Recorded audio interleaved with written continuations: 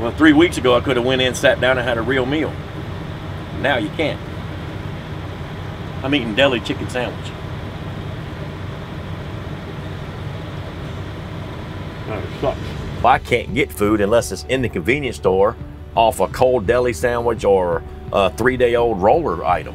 Some stores are limiting the number of people that go into the store, and there are long lines outside the store. And one thing I'm concerned about as a driver is time. I mean, we're on tight crunches out here, and we don't have time to stay in line for hours to get in someplace and get food. The hardest part is when you have to do a 10-hour reset, finding a place to get food if you don't have food in your truck.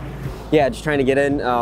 Truck stops, you got a 50-50 chance whether they're going to be open, for anything, for food-wise. They might have some kind of food on the counter, or on the shelves, but trying to find that's kind of hard.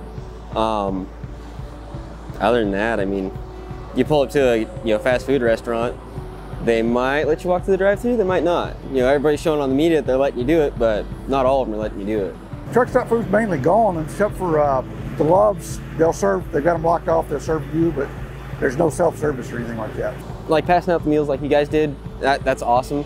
It's helping out everybody, because you never know, because I mean, yeah, you stock up for a week, but we got limited fridges and fridge space in these trucks, so you might be able to stock up for a week, but after that, you got to find somewhere. Our plan is we're trying to raise money to fill the trailer as full as we can get it, and we will stop at rest areas, truck stops, distribution centers throughout the country, coast to coast, delivering meals, because right now, the drivers are on the front line. They're making sure our grocery stores are full. They're making sure we have all the supplies that we need. So the least that we can do is make sure that they're fed. Donate now. Help us fuel drivers with fresh food.